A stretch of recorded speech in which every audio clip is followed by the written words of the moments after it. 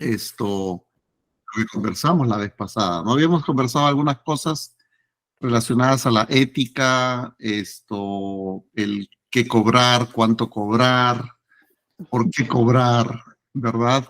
Respetar los espacios, los límites, el saber de que nuestros, digamos, consultantes, clientes, pues no son nuestros amigos, ¿verdad?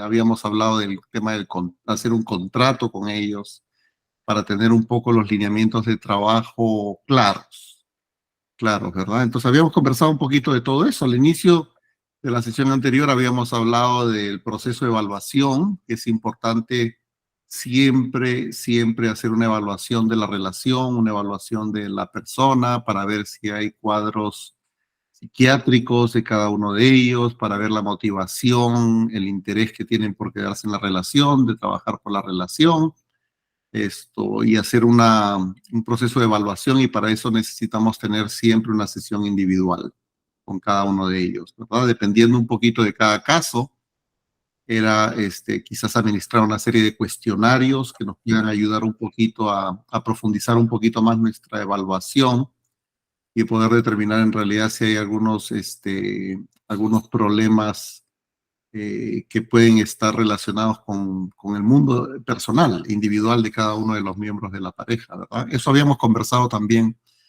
la vez pasada. Y un tema que había quedado así como pendiente era el tema de la contratransferencia. Esto es algo que a los psicólogos nos enseñan siempre en el proceso terapéutico, ¿verdad? De las sensaciones que nosotros tenemos cuando nosotros trabajamos con consultantes, con clientes, y las emociones, lo que nos genera de alguna manera el trabajar con una persona, y por qué nos gusta más trabajar con uno, por qué no nos gusta con otros, por qué a algunos le hacemos descuentos, a otros no le hacemos tantos descuentos, por qué a veces nos excedemos del tiempo, ¿verdad? Yo me acuerdo que Mari estaba hablando de que había momentos en que a algunos consultantes les daba 10, 15 minutos más de la hora, ¿sí? Y algunos como que los cortaba antes de la hora. Y todo eso tiene que ver con un proceso de contratransferencia. Habíamos conversado eso también la vez pasada. Y habíamos hablado un poquito también del cuidado personal del terapeuta, porque yo estoy convencido de que el éxito de la terapia se da básicamente por el ser del terapeuta, no por la cantidad de técnicas que tú conoces, ¿verdad? A veces yo veo, sobre todo los más jóvenes, se pasan estudiando diferentes tipos de teorías y enfoques, y pues están en búsqueda de tratar de encontrar qué es lo que ellos, cuál es el enfoque perfecto para ser los mejores psicoterapeutas, ¿verdad? Y una de las cosas que se logra en la terapia es básicamente la conexión humana, el estar presentes, el que ellos sientan que tú estás ahí con real motivación de querer ayudar, ¿verdad? Entonces, no es la cantidad de técnicas que tú conozcas. O sea, yo he descubierto en los últimos años, y pues uno podría decir, bueno, entonces, ¿para qué las formaciones, verdad? Yo creo que uno necesita una formación académica sólida, conocer quizás 2 o 3 técnicas bien, saber que esas técnicas, enfoques te van a ayudar definitivamente, pues en tu trabajo de abordaje terapéutico. Y es bueno tener un cierto bagaje, ¿verdad? Pero lo importante es cuántas técnicas o cuántos enfoques o cuántas teorías de psicología para la terapia tendríamos que conocer. Y otra vez, a veces nos pasamos años tratando de entrar a terapia gestal, a terapia psicoanalítica, o a terapia Gottman, o a terapia cognitivo-conductual, y qué sé yo. Y nos pasamos tiempo, 2 años, 3 años en cada uno de los enfoques, y así nos vamos haciendo un poquito mayores, y al final como que no profundizamos mucho en un enfoque, ¿verdad? Ustedes, para poder haber llegado acá, ha tenido que haber pasado por un proceso de discernimiento completo, ¿verdad? Desde el hecho de ser psicólogos. ¿Por qué somos psicólogos? ¿Por qué escogimos esta carrera? Yo no creo que escoja uno esta carrera por gusto, o por casualidad, o porque, bueno, porque el destino lo marcó, sino que haya una razón por la cual tú escogiste esta carrera, ¿verdad? Una carrera de ayuda, ayudar a los demás, y siempre hay una razón detrás. Y una vez que ustedes hicieron su trabajo previo, desde que terminaron la escuela, hace algunos años atrás de decir, bueno, podría ser abogado, podría ser mecánico, podría ser artista, podría ser cantante, podría ser ingeniero. Ustedes decidieron ser psicólogos. Y una vez que entraron en el mundo de la psicología, se dieron cuenta que había múltiples opciones de trabajo en la psicología. Algunos se dedicaban a lo que era la psicología industrial, trabajar más con compañías, con empresas, con empleados, otros se dedicaron más a la psicología educativa, trabajar más con niños, con escuelas, procesos de aprendizaje.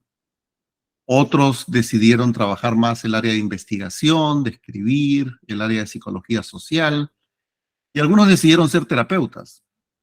Uno de ustedes decidieron ser clínicos y decidir ser terapeuta quizás fue una de las, por lo menos de los aciertos más grandes de mi vida, porque pues yo me siento feliz haciendo lo que hago, ¿verdad? Y ustedes también me imagino que en algún momento descubrieron de que esto era en realidad lo que querían hacer por el resto de su vida, pero tomó cierto valor decidir ser psicólogo clínico. Y una vez que hemos pasado por todo este proceso previo, desde que terminamos la escuela, escogemos psicología y de ahí qué rama de psicología o qué área o qué especialidad de psicología vamos a tomar, decidimos ser terapeutas. Y estos grupos, este grupo que he tratado yo de unir a lo largo de estos meses que ustedes generosamente han participado conmigo y me han seguido pues en este grupo, es simplemente el objetivo de ser mejores terapeutas. El objetivo de ser mejores personas y transmitir lo mejor de nosotros a las otras personas que nos consultan. ¿Por qué? Porque yo creo en esto y creo que la sociedad va a cambiar muchísimo desde el trabajo que se da con una pareja, porque la pareja finalmente forma una familia y ya hay estudios que demuestran de que las grandes ventajas que hay cuando uno se encuentra feliz en una relación, cuando uno se encuentra satisfecho en una relación, ¿verdad? Ventajas para la salud, para las finanzas, para criar hijos más saludables, el tener una vida más plena, más saludable, mejor, más felices, por decirlo así. Y creo que eso comienza desde el núcleo familiar, desde el sistema de pareja. Y comienza primero con uno mismo, ¿ah? Porque nadie puede dar lo que no tiene. Y si yo me encuentro pleno, me encuentro bien, me encuentro satisfecho, me encuentro en un punto de equilibrio en el que puedo compartir lo mejor de mí con otra persona, y si esa persona también es saludable y también quiere dar lo mejor de sí y podemos decidir hacer nuestra vida juntos, eso es un complemento fundamental para el éxito y para el sentirse bien y para sentirse felices en la vida. Yo a veces converso con parejas que de alguna manera se dan cuenta de que se casaron quizás con la persona incorrecta, ¿verdad? Y comienzan a tener diferentes problemas y comienzan a tener una relación tóxica o abusiva y se dan cuenta que eso los deteriora y no los hace sentir felices, ¿verdad? Entonces, lo que yo transmito es lo que yo vivo, básicamente. Encontrar una persona que está ahí para ti, para poder crecer juntos y poder disfrutar de la vida que Dios nos regala juntos, ¿verdad? No sé por cuánto tiempo más, pero por lo menos esa es la idea. Entonces, ¿por qué hacemos esto? Lo hacemos porque quiero que ustedes sean felices, más felices de lo que son, se sientan plenamente contentos con el trabajo que ustedes hacen y puedan ayudar realmente a las parejas que los consultan. Porque de esa forma podemos cambiar la sociedad, podemos cambiar nuestros países de alguna manera, ¿verdad? Comenzando a trabajar con parejas. Entonces, eso es lo que hacemos. Pero bueno, lejos de esta introducción, he estado dando algunos tiempos para que se puedan conectar algunas personas más. Yo sé que algunos pues están en consulta, están en trabajo, han querido participar, me han escrito generosamente disculpándose que no podían estar el día de hoy, pero ahora tenemos un buen grupo, quizás unas 20 personas y les agradezco mucho por este tiempo. Hay una sola condición para los que vayan a presentar un caso o diríamos hacer un comentario, es que cuando hablemos de clientes, y vamos a hablar de clientes como lo puse en el chat, no tenemos que mencionar o identificar a nuestros clientes, no tenemos que usar nombres verdaderos, no tenemos que mencionar ninguna información que pueda de alguna manera identificar a los clientes que vamos a presentar acá, ¿ok? Pero recuerden, la idea es poder crecer y eso lo podemos hacer juntos. Y este es un espacio para todos ustedes. Lo único que yo hago es dar la motivación para poder juntarnos y hablar un poquito sobre lo que vamos sintiendo, el proceso de crecimiento, los temores que podemos sentir, el sentirse estancados de repente en algún proceso personal para ser mejores terapeutas o con respecto a la ayuda que nosotros podemos dar a las personas que nos consultan. ¿Ok? Muy bien. Basta, Alejandro, de tanta presentación y ahora le da la palabra a las personas que están ahí. Entonces, Mari creo que había tenido una tarea y habíamos tenido una conversación interesante la vez pasada. Hola, Alejandro. Se había quedado pensando la vez pasada de por qué es que ella daba más tiempo a algunas personas en terapia, sobre todo cuando le decían, bueno, no tengo tanto dinero para pagar, bueno, te voy a ver cada 15 días. Pero resulta que cada 15 días les daba 15 minutos más o 10 minutos más, ¿verdad? Y al final sumaba como una sesión adicional. Eso es lo que habíamos conversado con Mari y ella, pues, parte del trabajo de ella consistía en, bueno, el por qué, ¿no? Porque lo importante es darnos cuenta de este proceso, de las cosas que hacemos, de las cosas que hacemos. Pero bueno, fuera de eso, Mari, no sé si Mari quiere comenzar o Marta tiene alguna pregunta o veo también a Juan, a Tatiana, a otras personas que están ahí conectados. Si alguien quiere levantar la mano, ahí creo que Juan ha levantado la mano, si no me equivoco. Juan, entonces tienes la palabra tú para comenzar. Bienvenido, Juan. Hola, mucho gusto, Alejandro. Gracias por abrir este espacio y darnos esa oportunidad de poder compartir experiencias. Sí, Gracias a ti. tengo aquí algunas interrogantes. Ajá, Mira, yo me dedico también a trabajar con parejas ajá, y estoy encaminándome en el proceso también de la investigación en terapia de pareja. ok, Entonces, en este camino he encontrado, y bueno, es parte de mi tesis también, que en la actualidad existen muchos adolescentes que están experimentando violencia en las relaciones de pareja. Hablamos de ok, población adolescente. ujú, Yo hace poco, hace 2 meses, he tenido creo que el primer caso bueno, la primera pareja joven prácticamente que he podido atender, de 18 años, 17, 18 años más o menos tenía. ujú, Y bueno, ¿no? Vi que el proceso era un poco diferente. Entonces, cuando me puse a investigar bibliografía, ¿no? Investigaciones, artículos, no encontraba mucha información formal y directa de cómo poder hacer el acompañamiento terapéutico en adolescentes que experimentan situaciones de violencia y que viven una situación dentro de sus relaciones de pareja. Es más, no he encontrado, creo que por ahí encontré un artículo, ¿no? Algo muy aislado de repente, ¿no? Donde veía el tipo de abordaje donde se podía evidenciar ese trabajo. Entonces mi pregunta iba por ahí, ¿no? Si es que has atendido, ¿no? O si conoces un poco de bibliografía o o de repente con el grupo, ¿no? Quizás un poquito hablarlo, ¿no?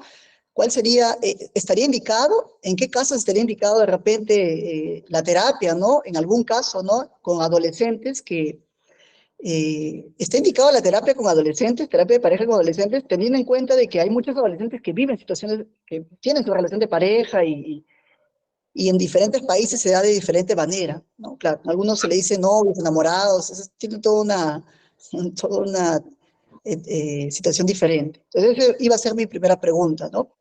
ok, genial, genial. Buen comienzo, Juan, buen comienzo, en verdad. Y bueno, primero yo tendría que felicitar a la pareja que te está consultando si han venido como terapia de pareja, ¿verdad? Porque pues es raro que una pareja llegue tan joven a buscar ayuda terapéutica. Eso Exacto. no es algo muy común, no es algo muy común. Acá en Estados Unidos, las parejas de novios llegan porque pues cuando van a la municipalidad a inscribirse y les exoneran ciertos pagos y ciertos trámites cuando ellos siguen 6 sesiones de terapia prematrimonial, ¿verdad? Pero eso es la motivación que ellos tienen, es una motivación poquito más porque el sistema favorece todo eso, ¿verdad? Pero eso no ocurre en el Perú, no ocurre en Colombia, no ocurre generalmente en otros sitios. Entonces, primero es felicitarlos, ¿verdad? Ahora, hay varias preguntas que tendría que hacer, o sea, Porque recuerda que hay 5 tipos de violencia, diríamos. La violencia pasa por control, pasa por uso de poder abusivo sobre una persona, sobre otra, ¿verdad? Cuando ellos llegan a buscarte a ti, ellos llegan juntos, llega primero uno de ellos. ¿Cómo es el contexto en el que te buscan? Claro, un poquito quería diferenciar, esa pareja no vive situaciones de violencia. El otro era un comentario que te estaba haciendo de o sea, hay dos situaciones, ¿no? La primera es que yo atendí a esta pareja joven, obviamente también me sorprendió, porque es la primera pareja que atiendo que recién era mayor de edad y es como que buscan un camino de acompañamiento. Entonces eso también me sorprendió, ¿no? Y Perfecto. obviamente que el área pasional, el área de intimidad, es el área más desarrollada y el área del amor, lo que tiene que ver el área más como relacionado un poco a la madurez. Definitivamente todavía estaba en el proceso. Eso era un Claro. comentario, un poco lo que quería Okay. mencionar, ¿no? Y mi pregunta iba más a la tesis donde yo estoy desarrollando, en donde yo estoy trabajando en investigación de tipo cualitativa, en Okay. donde acompaño a adolescentes que han experimentado violencia en sus relaciones de pareja. Yo Okay. he estado acompañando a adolescentes que han experimentado situaciones de violencia en sus relaciones de pareja. Obviamente actualmente no, pero sí anteriormente. Entonces mi pregunta estaba si, cuál era el acompañamiento o el tipo de tratamiento, por qué no encontraba en la bibliografía científica tanta información de terapeutas que acompañan a adolescentes que han sido víctimas de violencia de pareja. Esa era mi pregunta, ¿no? Y quizás te hacía la pregunta a ti porque de repente tienes en Estados Unidos, en otros países de Europa, quizás es algo normal o quizás tampoco no es normal y no es un camino, ¿no? Lo digo porque sí hay una necesidad de parte de la población, pero sin embargo no se acude, ¿no? A una institución donde se le pueda dar el acompañamiento terapéutico a las parejas que han vivido o están experimentando situaciones de violencia en población adolescente. Ok, ok. Sí, en verdad, para mí, diríamos, de lo que yo he estudiado de lo que es abuso, trauma, violencia doméstica, en verdad hay muy pocos estudios sobre relaciones de pareja que hayan vivido, o sea, que estén viviendo efectivamente un tema de violencia doméstica. O sea, el abordaje más se da en situaciones activas de violencia doméstica, ¿verdad? Pero cuando tú mencionas que uno de los dos quizás haya tenido um, experiencias de trauma en relaciones anteriores, ¿verdad? Es algo que Terry Real discute mucho en su abordaje de terapia de vida relacional. Es fundamental que diríamos en el contexto de terapia de pareja, ellos pueden hablar sobre la experiencia de trauma que hayan tenido en experiencias pasadas o en relaciones pasadas con otras personas. O sea, anteriormente muchos psicólogos pensaban que el trauma relacional, porque estamos hablando de trauma de relaciones, o sea, en tu relación con otra persona se pensaba que tenía que abordarse de una manera individual y quizás se derivaba y se refería a la persona más a un terapeuta que se especializara en trauma, por ejemplo. Y tú le decías a ella o a él, mira, sería bueno de que sigas una terapia de trauma, etcétera, etcétera, ¿verdad? Pero cuando o sea, lo que dicen las investigaciones últimamente con respecto al trauma relacional es que básicamente cuando tú has sufrido con una ex o con un ex o violencia entre tus padres, porque también eso es algo muy común. No solamente tú tienes que haber vivido la violencia doméstica de alguien que te haya maltratado, abusado personalmente a ti, sino el hecho de tú haber sido testigo de la violencia doméstica entre tus padres. Eso es algo también que genera una experiencia de trauma en las personas. Entonces, lo que hay que hacer en estos casos siempre es hablar de las experiencias de dolor, ¿verdad? De lo que uno vivió y cómo eso nos afecta en el presente, porque quizás pueden haber varias consecuencias. Por ejemplo, la persona que sufrió el trauma puede estar en una alerta permanente, puede haber desarrollado síntomas de estrés postraumático, síntomas de depresión, y la confianza se va a alterar definitivamente. Entonces, ¿será que este compañero que tengo ahora, esta compañera que tengo ahora, me volverá a lastimar igual que ocurrió la vez pasada? ¿Verdad? ¿Puedo volver a confiar yo en una persona? Entonces, cuando no se logra sanar ese proceso, es que las personas en realidad pueden quedarse estancadas en la experiencia de trauma y no lograr una sanación, porque recuerda que la sanación se logra teniendo una relación saludable en tu vida, una historia de apego o una conexión saludable con la persona con la que tú vives en el presente. Es decir, las teorías que estoy revisando últimamente dicen que cuando uno sufrió trauma de niño o abuso, ¿verdad? Eso es algo que definitivamente va a marcar tu vida, pero no la tiene que marcar necesariamente para mal. No tiene que ser algo que diga, bueno, estás destinado a sufrir o a tener una marca en tu vida que no vas a poder salir más de ese círculo vicioso. El tener una experiencia saludable, una experiencia gratificante con una persona que te quiera, que realmente se logre conectar contigo, que realmente muestre interés por quién eres tú, porque te acompañe en tu vida, ya sea un adulto responsable, ya sea un amigo o una amiga o ya sea una pareja, ¿verdad? Esas conexiones emocionales que tú estableces en el presente pueden ser un elemento sanador para todas estas experiencias de dolor que tú hayas tenido previamente. Y estas son una de las cosas que se conversan en terapia de pareja. No es algo que si tú ves, por ejemplo, en el canal que yo tengo de YouTube, tengo ahí un video que hice yo con una pareja, todo es roleplay, por supuesto, no son parejas reales, en el que hubo trauma en uno de ellos. Y tú vas a ver cómo la forma como se aborda es básicamente, porque diríamos, la persona que sufre el trauma puede tener ciertos tipos de temores, desconexiones, problemas de confianza, etcétera, etcétera. Y puede ir hacia el otro lado, ¿verdad? O sea, la persona que fue la que causó el trauma puede convertirse también en una persona abusadora o mentirosa o controladora, ¿verdad? Y puede generar una ansiedad extrema, si la otra persona se va, si la otra persona no la llama, etcétera, etcétera. Pero otra vez, estoy hablando de cosas muy generales, ¿verdad? Porque pues cada caso va a ser muy, muy particular. Pero entonces en ese abordaje vas a ver cómo yo converso con la persona que sufre el trauma, el tipo de preguntas que hago, conversando directamente tú como terapeuta con la persona que sufrió la herida, sufrió el trauma, y la otra persona escuchando, el compañero, la pareja escuchando la realidad, el dolor que sufrió la otra, diríamos, su compañera, su pareja.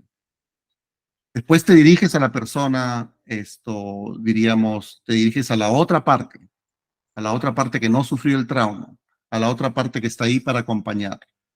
Y hablas un poquito de la importancia que tiene su rol como efecto sanador para poder ayudar a esta persona a poder sanar de estas heridas, ¿verdad? Y a poder entender por qué esta persona a veces se puede poner irritable, por qué puede tener síntomas de depresión, por qué a veces no quiere tener sexo, por qué a veces no quiere que la toquen, ¿verdad? Porque también hay una especie de rechazo, ¿verdad? Entonces, Sue Johnson decía, bueno, hay uno que persigue, y tanto me persigue que me asfixia, que al final yo quiero irme.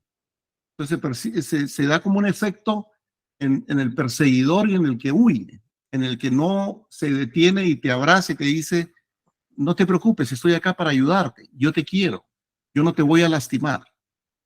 Pero si no entiende el proceso de por qué la persona traumatizada, la persona que ha sufrido el trauma, actúa de la manera como actúa, no va a entender parte del proceso y no va a entender su rol sanador de poder acompañar, de poder entender por qué se dan una serie de conductas.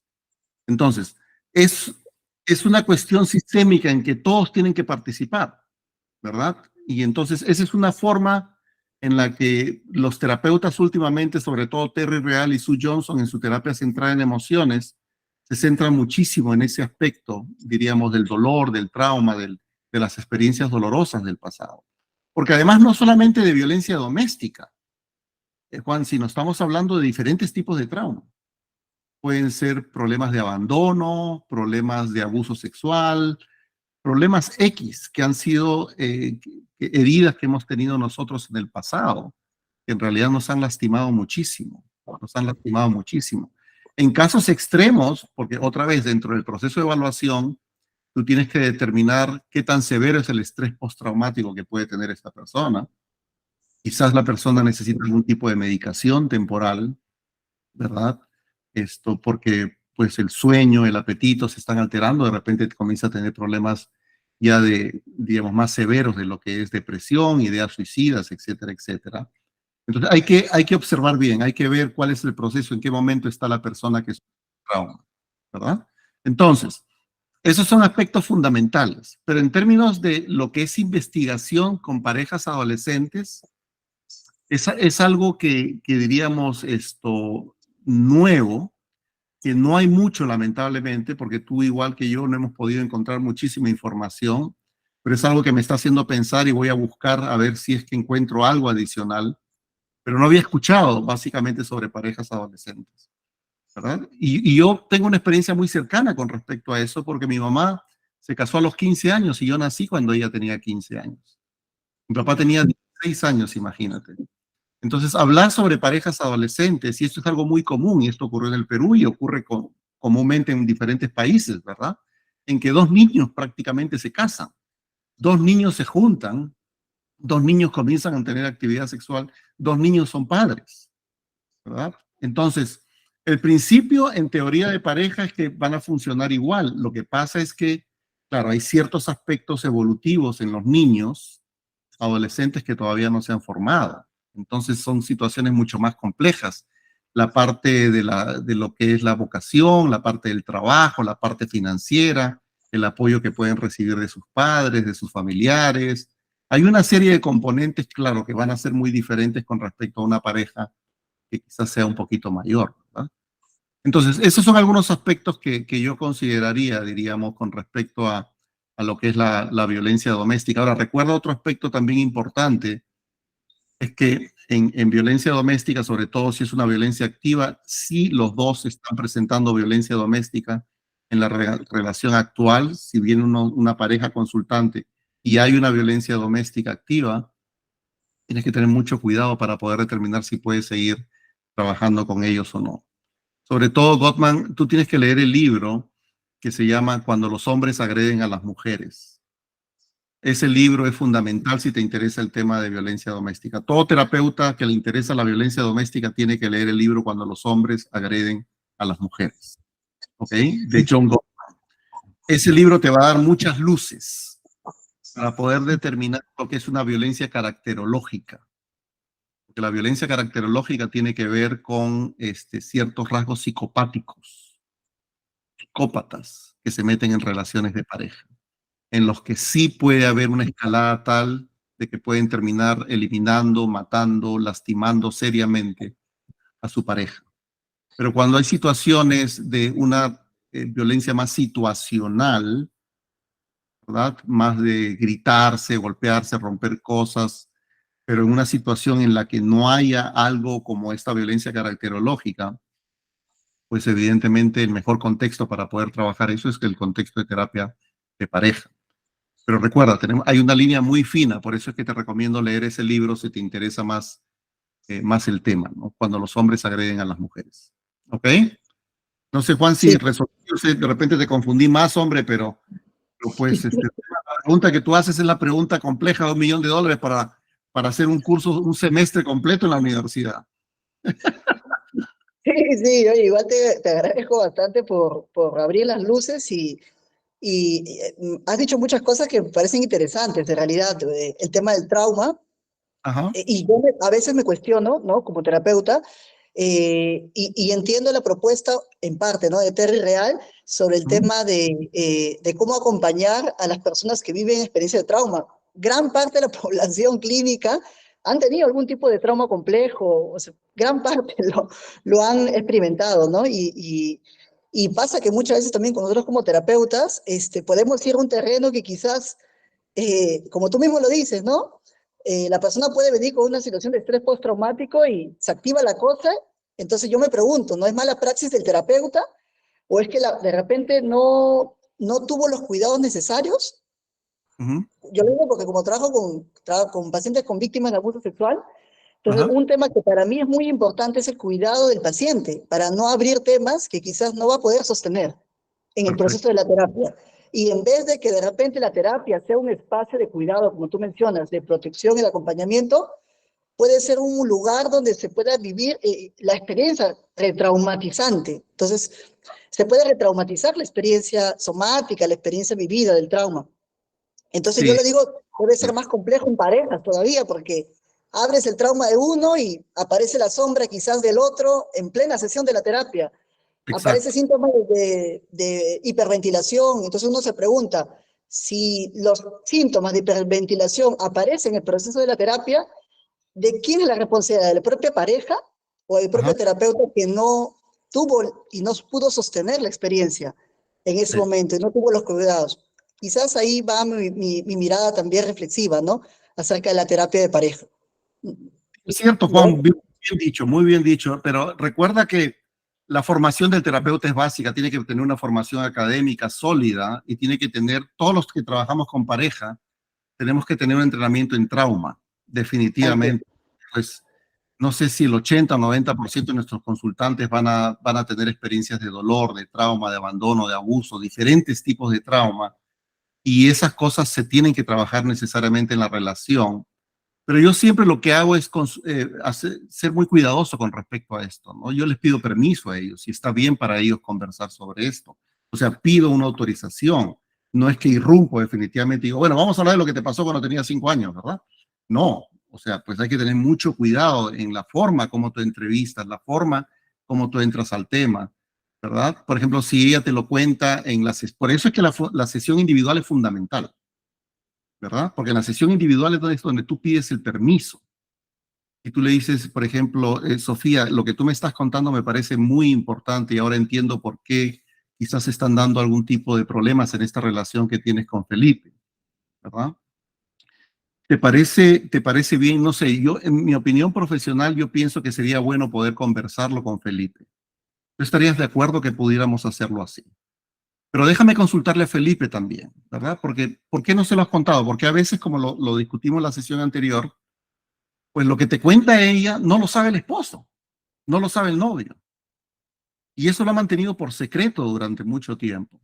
Es más, mucha gente que ha sufrido abusos y maltratos, ni siquiera los mismos padres lo saben. Entonces, muchas veces las víctimas absorben toda la energía solos, se quedan callados, no lo comentan con nadie, porque hay una serie de aspectos relacionados a eso, como la vergüenza, ¿verdad? Hay una vergüenza de Dios mío, ¿cómo se lo voy a contar? ¿Y qué va a pensar de mí? Porque va a pensar que quizás yo fui culpable o quizás, porque a veces yo he escuchado historias de mujeres que han sufrido abuso sexual y se lo han contado a los padres, ¿verdad? Y los papás le dicen, pero ¿qué habrás hecho tú, pues? Por eso es que te pones esa falda todo el tiempo y sales toda coqueta. Imagínate ese tipo de reacciones, ese tipo de respuestas de las personas que están ahí para, que son tus cuidadores primarios. Entonces, todo el efecto que va a haber de desconfianza frente a otros seres humanos.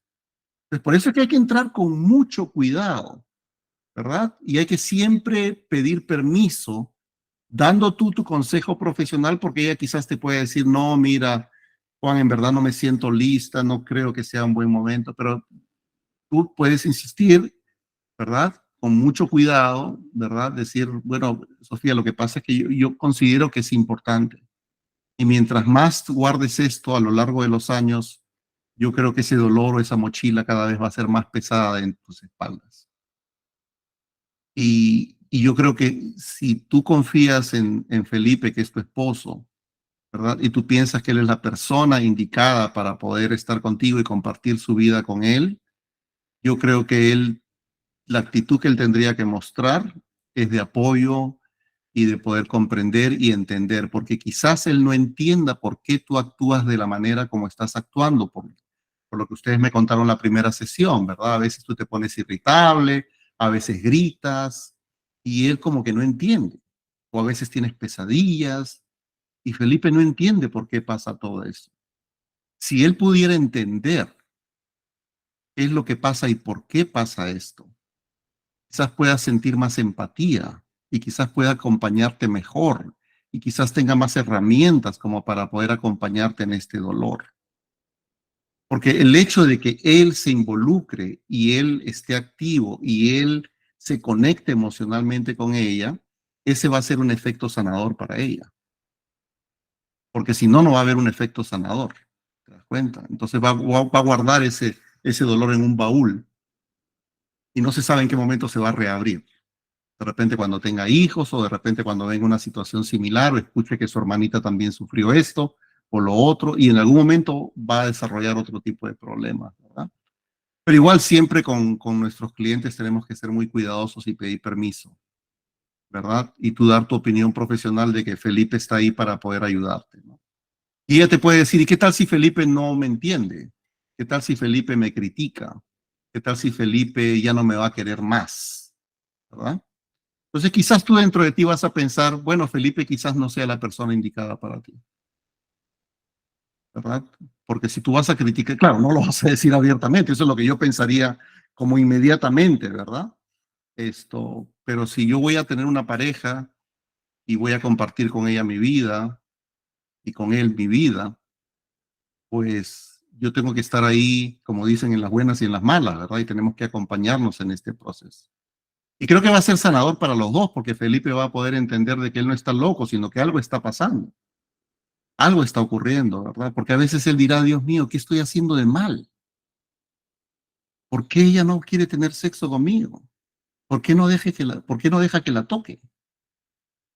¿Te das cuenta? O sea, todas las cosas y las imágenes que le pueden venir a Felipe a la mente, simplemente porque no entiende qué es lo que ocurre con su esposa.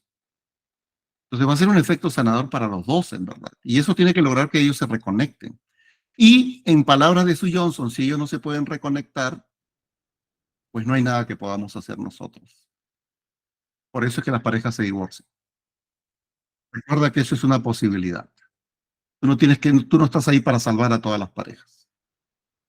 Las parejas se salvan porque ellos quieren estar ahí, quieren trabajar por la relación, pero hay parejas que no van a querer que se salvarse.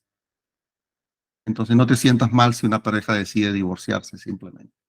Porque la capacidad, Gottman en su lenguaje le llamaba la recuperación después de una pelea. Y Sue Johnson le llamaba la reconexión emocional, ¿verdad?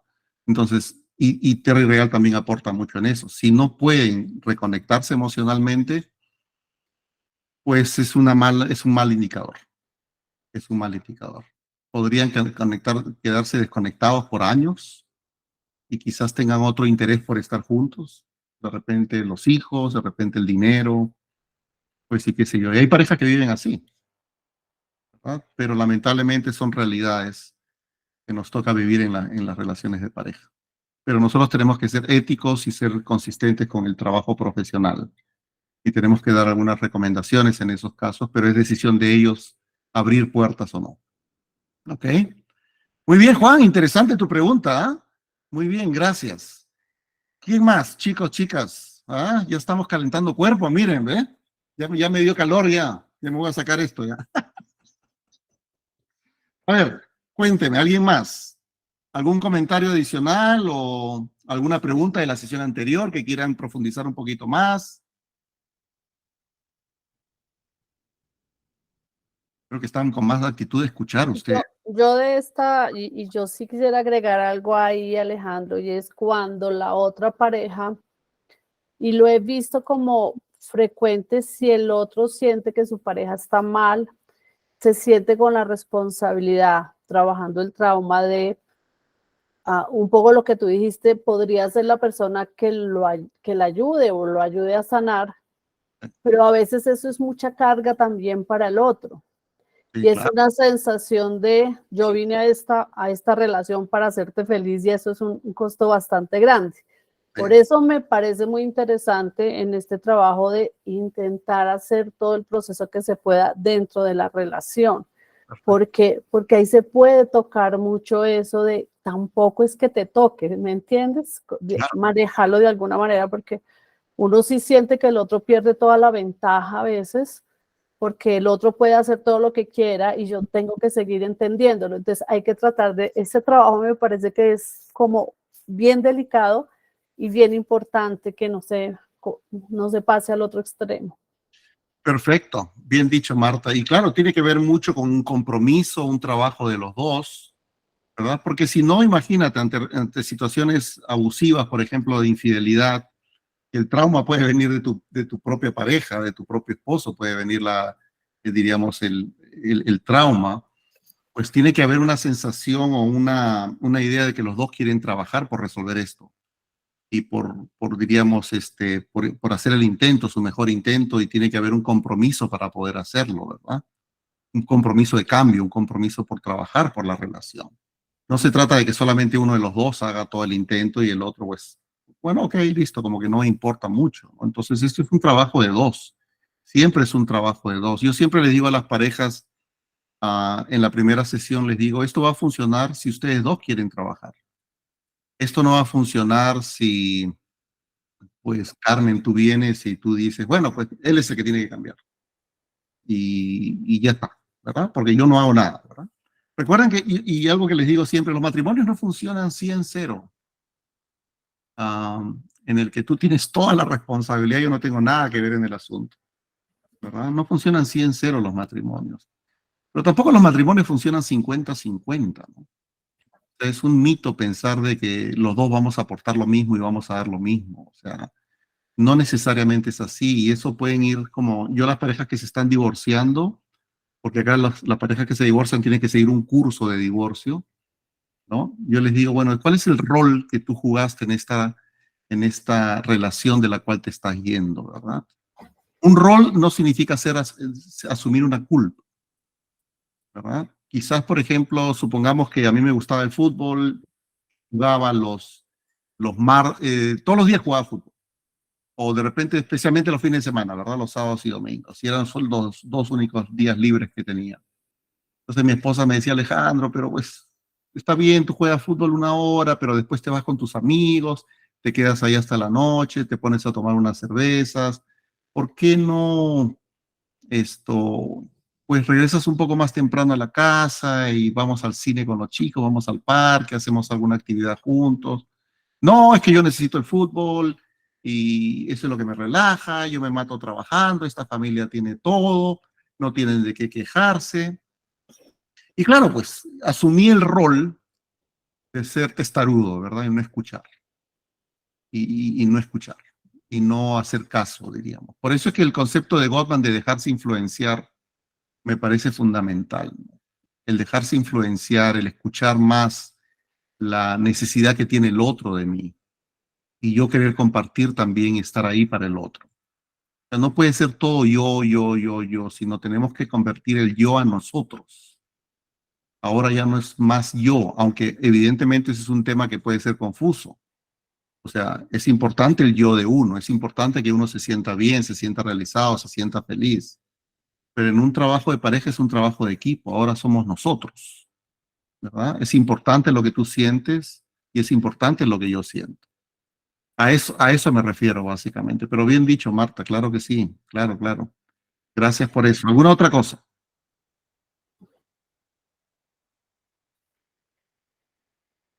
Yo no sé si, bueno, mientras alguien pregunta, yo no sé si lo más difícil de eso, Alejandro, podría ser trabajar ese tema con un narciso dentro de la relación, porque me parece que es que uno como terapeuta, ahí sí que la ve difícil, porque son de los casos para mí más complicados, ¿no? Porque que es un caso que actualmente yo acompaño, donde ella tiene un trastorno de depresión que ha estado hospitalizada, y él es narciso y tiene un doctorado en psicología, entonces él tiene su dedito acusador con ella, justo porque tú estás mal, porque tú gritas es porque estás mal, ahora mismo estás presentando problemas, ve y tómate la pastilla.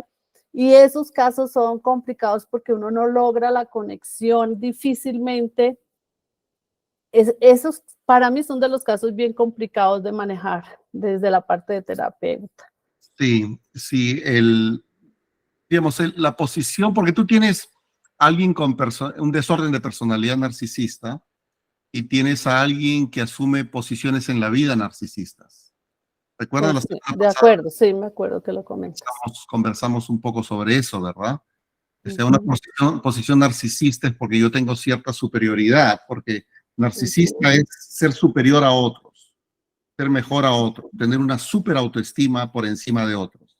Estoy por encima de, soy mejor de. Y los otros es como que estar por debajo de, es una baja autoestima, ¿verdad? Entonces,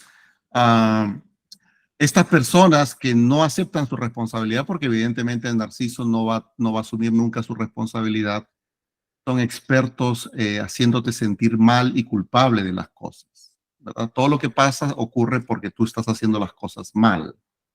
Entonces, claro, la única manera de poder abordar a un narcisista es generando poder. Por eso es que Terry Real le llama terapia de empoderamiento, ¿verdad? A las personas que están por debajo de. Recuerda cuando vimos el entrenamiento en narcisismo y terapia de vida relacional, teníamos una línea, ¿verdad? Horizontal, en el cual el punto medio de la línea es el punto de equilibrio, en el que yo te respeto, yo soy igual que tú eres igual que yo, tú me respetas igual que yo te respeto a ti. Nadie está por encima de otros. Pero ¿qué pasa? El narcisista, como está por encima de, ¿verdad? Y el que siempre tiene la razón y el que siempre va a darse cuenta de todas las cosas si él es el brillante o ella es la brillante, ¿verdad? Va a manipular la situación para que las otras personas crean. Es más, muchas veces son encantadores y son expertos convenciendo a los terapeutas y contándote historias y te convencen a ti de que, claro, pues todo eso está pasando porque ella no se está cuidando. Pero es que, doctora, yo le he dicho a ella que camine, que vaya al psiquiatra, que tome sus pastillas, pero ella no está poniendo de su parte. Claro, ese puede ser un comentario muy racional y muy objetivo, pero hay que tener mucho cuidado con esto. ¿De dónde viene? Por eso te digo, o sea, por eso es que es muy importante conversar con ella, ¿verdad? A solas, para poder en realidad poder hacer una evaluación que sea lo más objetiva posible. Entonces, como ella está por debajo de él, lo que hay que hacer es reforzar que ella ponga las reglas, que ella ponga límites y que ella le diga simplemente a él, si tú sigues así, yo me voy. Y esto se acabó. Entonces, pero para que ella pueda hacer eso hay todo un trabajo previo, porque recuerda de que ella en realidad llega a sentirse desvalorizada, con baja autoestima, quién me va a querer, dónde me voy a ir, en qué voy a trabajar. Hay ciertos fantasmas, ¿no? Y cómo voy a pagar la renta, y cómo voy a pagar la escuela de los niños, y si él contrata al abogado me los va a quitar. O sea, tienen muchísimos fantasmas a su alrededor que quizás puedan ser reales, porque incluso esta posesión narcisista se da desde cuando, incluso cuando se tiene mucho dinero, es peor todavía, ¿verdad? Entonces es trabajar este punto de equilibrio y la voz de protesta tiene que venir en verdad de ella, que está siendo víctima de abuso emocional, porque narcisismo es abuso emocional, de alguna manera. Entonces la voz de alerta, la voz de protesta, la voz de te voy a dejar, tiene que venir por parte de ella. Por eso es que en la sesión individual tú tienes que llegar a una alianza con ella y ver si ella en realidad puede hacerlo y puede haber un tipo de, diríamos, de alianza terapéutica contigo, de poder decirle a ella, ¿y tú lo dejarías o no lo dejarías? ¿Verdad? Porque ella, de parte de ella tiene que venir la voz de protesta, la voz de decir, esto nunca más, esto se acabó, ¿verdad? Suena fácil, Pero no es. pero no es tan sencillo. Por eso es que hay que trabajar Claro. los temores que puede tener ella, ¿verdad? Porque lo otro es que tienen que visualizar es lo que viene en su vida en los próximos años. O sea, tú ahorita tienes 40 años. ¿Cómo visualizas tu vida a los 50, a los 60, a los 70? ¿Verdad? Esto es algo que va a cambiar porque algún día él se ilumina y pues porque, no sé, se despierta diciendo, Dios mío, qué malvado he sido con esta mujer. O él va a cambiar porque va a tener un poco de ayuda de parte tuya, ¿verdad? Porque si en realidad a él le interesa mantener ese matrimonio y saber lo que podría perder, ¿verdad? Porque una de las cosas que yo les pregunto siempre a los narcisistas en la sesión individual es, ¿qué podría perder si ella lo deja? Y si él no cambia.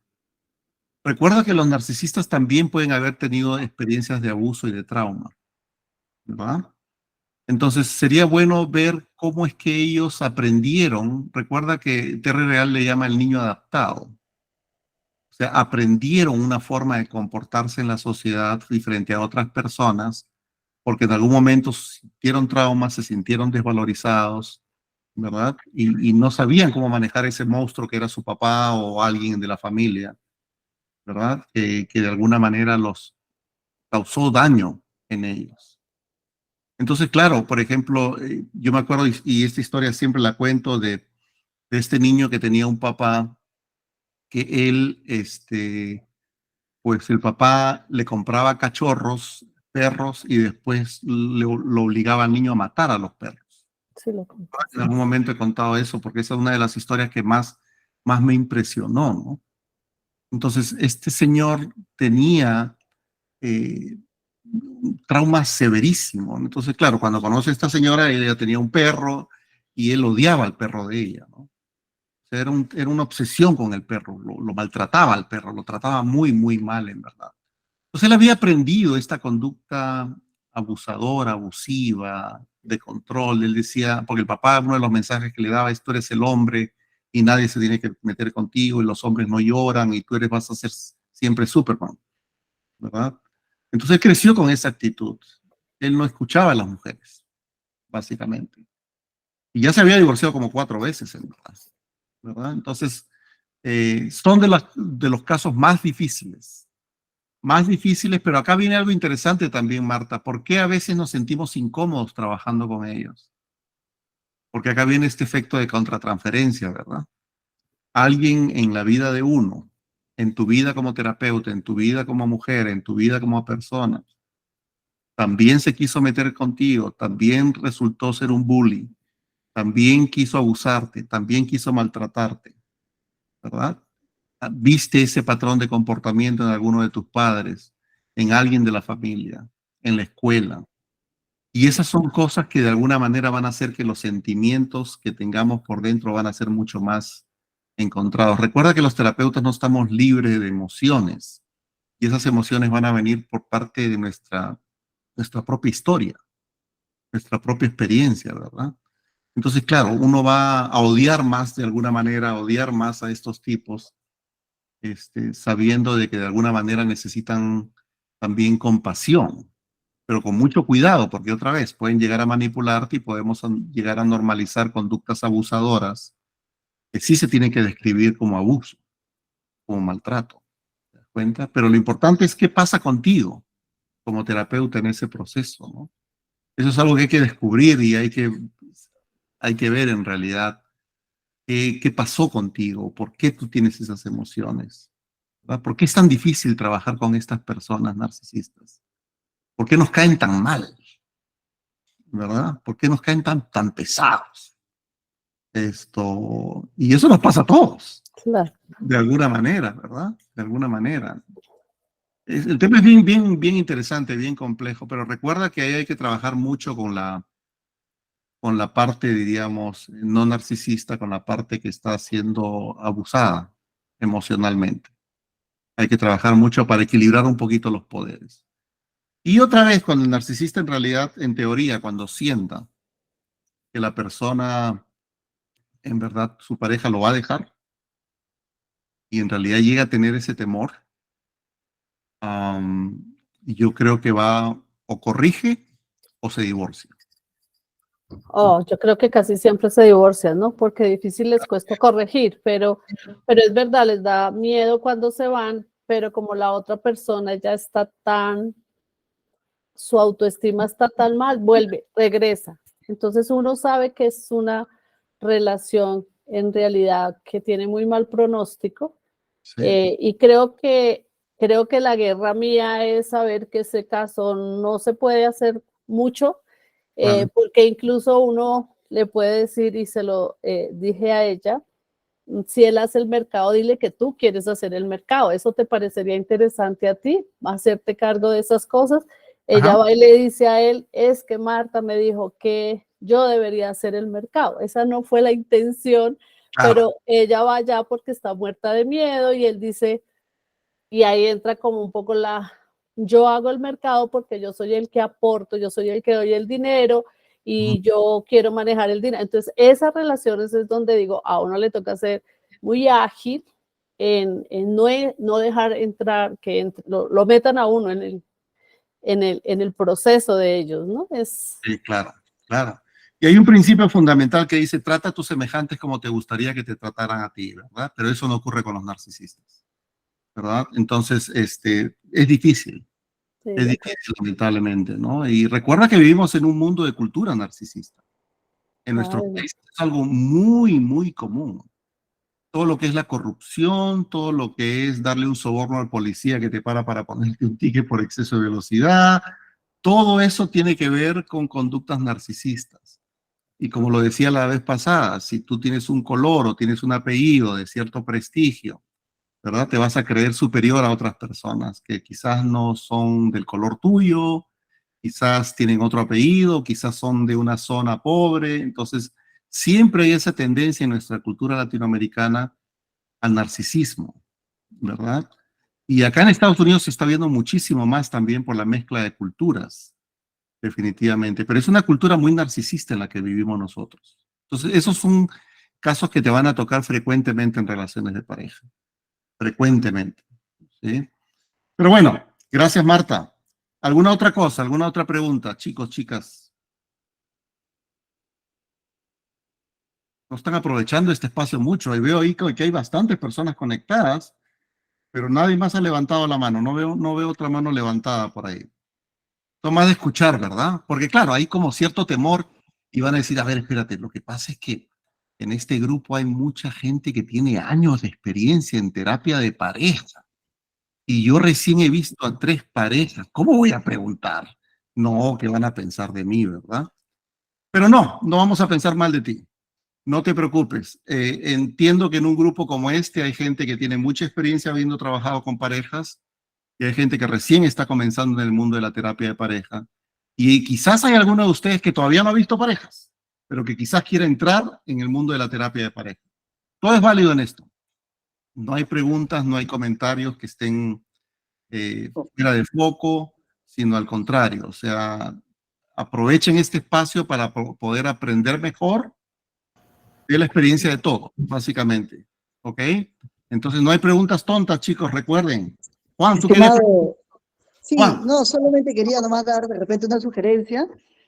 Me parece muy interesante las orientaciones que das, muy pertinentes, y te felicito a ti y al grupo, ¿no? Por el espacio que se está brindando aquí. Ajá. Quizás una sugerencia sería que, ¿no? De repente en las siguientes sesiones, ¿no? De acompañamiento se planteen un caso y todos podamos discutir, ¿no? Así nos nutrimos de diferentes visiones, ¿no? Acerca del trabajo de un paciente o un cliente, ¿no? Que se Cierto, Juan. pueda dar aquí en la sesión. Sería interesante eso también. Sí, ok, claro. Y recuerden, ustedes no son terapeutas de pareja al 100% con exclusividad. Yo sé que ustedes son terapeutas que hacen terapia de familia, algunos, que hacen terapia de pareja, otros, que hacen terapia individual, otros, que hacen terapia con niños, otros. Y hay diferentes tipos de terapeutas, ¿verdad? Y claro, el enfoque es terapia de pareja, porque eso es lo que yo hago, básicamente, exclusivamente por años. Entonces, y eso es lo que creo que conozco un poquito más que otros enfoques. Entonces, pero la idea es que ustedes sean grandes terapeutas, que ustedes sean buenos terapeutas, que los consultantes que vayan con ustedes sientan que están con la persona correcta, con la persona que los va a ayudar. Porque si ustedes logran esa conexión humana, ese interés por estar ahí, por preocuparse, por ayudar a las personas a crecer, con ese gran corazón, es el primer paso para ser un gran terapeuta. Entonces, la idea es que ustedes puedan aprovechar, por eso es que hablábamos un poco de la contratransferencia y de lo que era la ética, el comportamiento profesional y todo eso, porque no solamente les va a servir en el mundo, en el contexto de terapia de pareja, les va a servir en su trabajo terapéutico en general, ¿verdad? Entonces, tengan libertad de presentar cualquier duda en su proceso terapéutico, en su proceso como terapeutas, cualquier temor, cualquier miedo que ustedes tengan de, Dios mío, o sea, esto suena más complicado, algunos sé que tienen más experiencia, tienen más años, y a veces los que son más temerosos de preguntar son los que recién estamos comenzando, ¿verdad? Pero recuerden que todos los que estamos acá algún día tuvimos nuestra primera pareja, o tuvimos nuestro primer caso, de repente como yo hace muchos, muchos años atrás, ¿verdad? Y pues no se sientan cortos con respecto a esto. Es un espacio donde todos podemos preguntar, todos podemos participar y aprender algo, porque recuerden, como les dije la vez pasada, yo también aprendo. Claro que sí, yo también aprendo, también tengo miedos, también tengo dudas, también me trabo, me quedo estancado en algunas parejas con las que veo, pero pido ayuda. Nosotros tenemos en el Instituto de Consejería de Atlanta, tenemos básicamente 2 reuniones a la semana con nuestro equipo terapéutico para discutir estas cosas, ¿verdad? Son 2 horas a la semana que dedicamos esto, y tengo diferentes supervisores. Yo no soy, Eva Sendón es una de las supervisoras y Egle Trever, que es venezolana, es otra de las supervisoras. Y yo me siento ahí como ustedes, porque otra vez, si alguien siente que sabe todo, pues estamos perdidos, ese no es el grupo para ustedes. ¿Ok? Yo me describo como una persona que ha aprendido bastante, pero pues tengo igual muchas dudas. Y de los comentarios y de las preguntas de ustedes aprendo. Y como dice Juan, bueno, evidentemente, claro, tener un caso que podamos presentar está bien, pero no se trata de la idea que yo venga y traiga un caso de cómo se aborda, sino la idea es que ustedes presenten los casos de ustedes, las preguntas que ustedes tengan, los temores que ustedes tengan y cómo poder ayudarlos en este proceso a ser mejores terapeutas. Esa es la idea. Esa es la idea. ¿Ok? Entonces, dicho esto, ¿alguien más? Yo creo que Mónica quiere preguntar algo, pero no se anima todavía. Mari, tú algo de la semana pasada te quedaste, porque me Sí. dijiste que te quedaste pensando. ¿Quieres decir algo? Sí. Ok, Sí, dale. lo que pasa es que como estaba viendo que estaba girando en otro aspecto, la plática, pero sí, fíjate que yo me quedé pensando en todo las reflexiones, en lo que tú me hiciste varias preguntas. Ujú, Llegué a un punto que no fue nada grato, fue un poco doloroso recordarlo. Levanté la mano. Ah, cuando yo tenía 4 años, a mí me corrieron del kinder, porque yo ya sabía leer y escribir. Y entonces me pusieron en una escuela de primaria, en un estado, yo vivía en el Estado de México, en donde pues, las niñas eran 6, 7 años, y había niñas y niños, ¿no? Y a la maestra le caí muy mal, a las niñas también les caía muy mal, y siempre pensé que era y de hecho como podía escribir con ambas manos, me ataban una mano, entonces siempre pensé que había sido esa la razón por la cual había sido excluida de las niñas, y después me puse a jugar con los niños porque los niños me invitaron a jugar, y yo no me digas de canicas, trompos y todo eso, que soy buenísima, ¿no? Pero de repente me llegó así como el flash. Era la niña rica del lugar. Y justamente cuando eran cosas, no sé, Día del Niño o algo así, todo el mundo se juntaba conmigo, ¿no? Porque sabía que mi familia iba a llegar a dar algo o íbamos a poder pedir algo, ¿no? Y después nuevamente la exclusión. Entonces, justamente estábamos hablando del tema de dinero. Y creo que desde allí traigo mi tema del dinero, ¿no? Esa parte de no fue nada grato, el, el verme en un momento dado, porque fui así como relacionando. Siempre el tema del dinero para mí es algo, no hay problema, que no sea problemático. Aunque yo tenga que perder, pero que no sea un problema, que sea algo para dar, ¿no? Esa parte, cuando la descubrí, digo, la estoy trabajando, porque no fue nada fácil darme cuenta, pero sí veía después la envidia de las niñas, ¿no? A mí me sentaban en una barda, yo quería aprender a jugar reata, y me sentaban en una barda, no me dejaban y me quitaban las pestañas literalmente, ya cuando iba a hacer el toque del regreso a clase, me bajaban de la barda, ¿no? Y hasta la fecha no sé cómo se hace con una cuerda, cómo se salta con una cuerda. Entonces, toda esa parte que pues sí me toca y me duele todavía, ¿no? Es lo que de repente descubrí. Dije, bueno, sí, el tema que tú, cuando tú me dijiste, tú tienes un tema con el dinero, yo dije, pues, ¿cuál es mi tema? Y fui, y de repente fue así como un flashazo regresarme a esa etapa, ¿no? Y, por ejemplo, yo no soy de las personas que anda presumiendo lo que tiene o lo que no tiene. Sin embargo, por ejemplo, tampoco es como decirte, el dinero para mí no resulta, es algo necesario y que lo necesito, pero si tengo que hacerlo a un lado para evitar un problema, más que para pensar en un momento dado una mayor contribución, Ajá. claro, ahí tengo. Entonces, cuando yo veo la injusticia, cuando yo veo esta parte, me toca el corazón. Claro, claro. Y ahí estoy enganchada, ¿no? Entonces, ese es mi tema. Dije, bueno, sí, tengo mi tarea. No ha sido fácil, Alejandro, ir abordando esta parte, ¿no? Irla trabajando, irla aceptando. Y me fui dando cuenta de muchas cosas en mi vida, ¿no?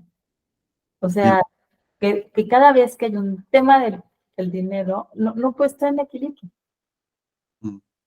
Como que es más fácil, mira, lo doy y nos sentamos, ¿no?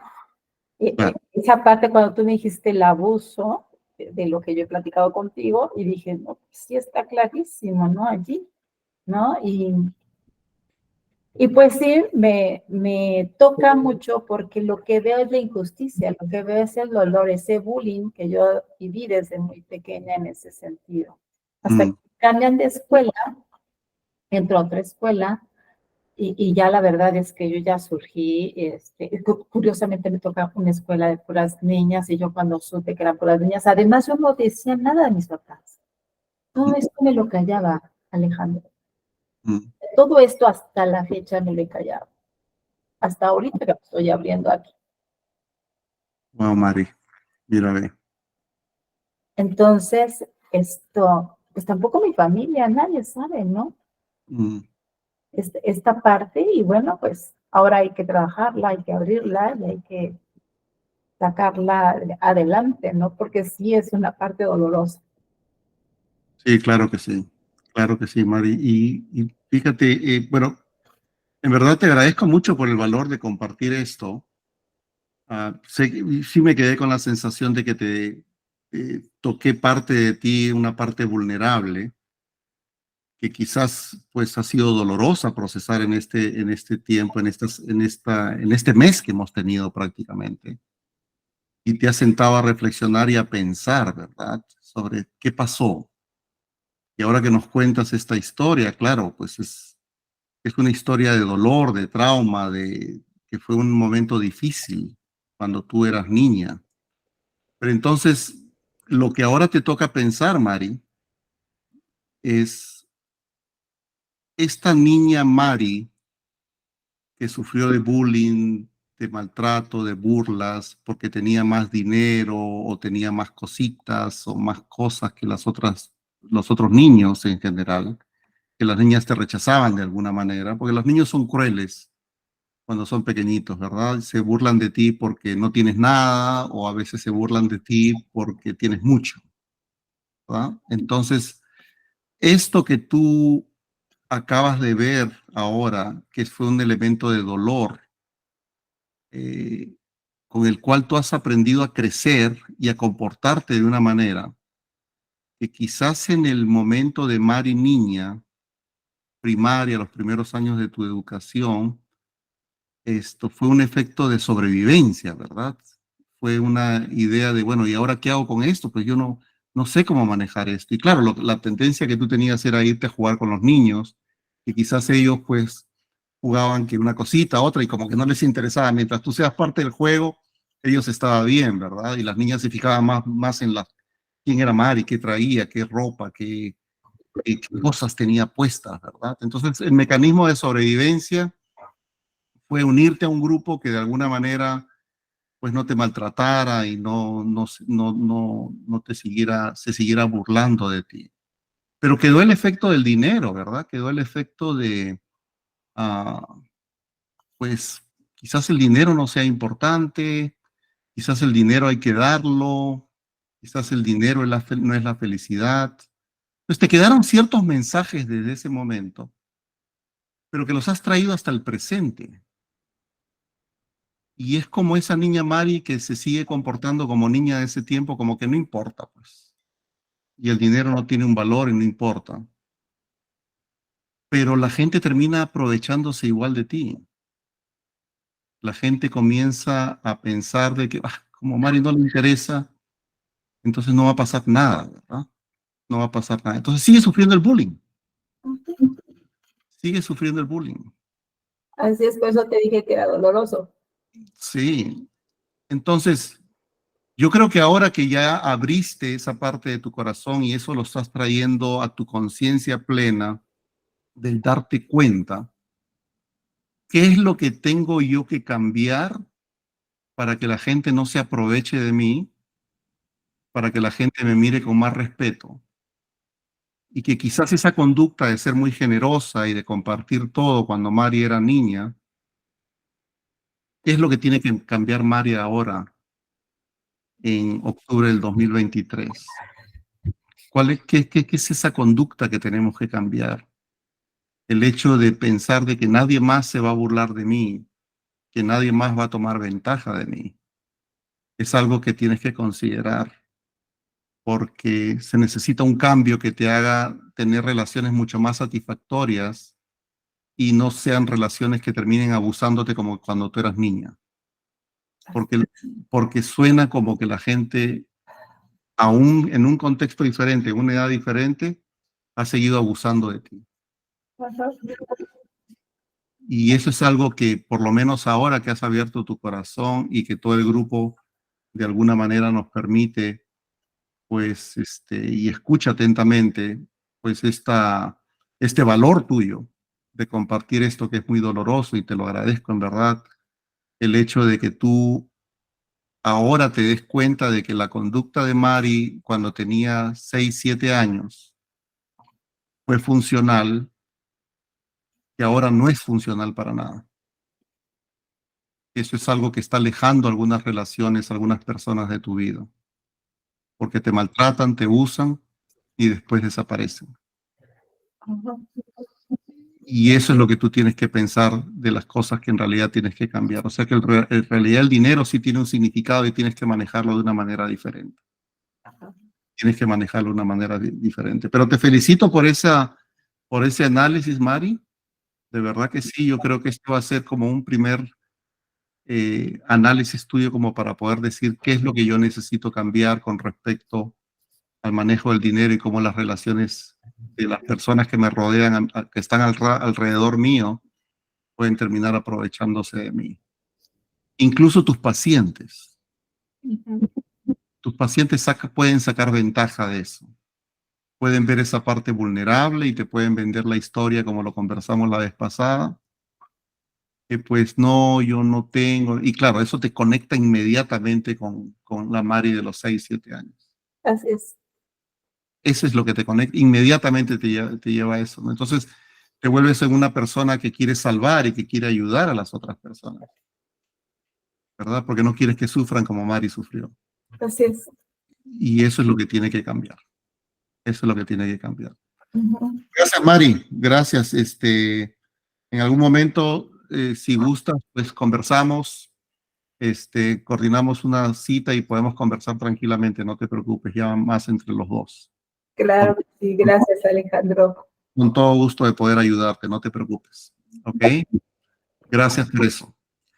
Pero bueno, yo he visto ahí que Rosa y Jenny han levantado la mano. Primero Rosa.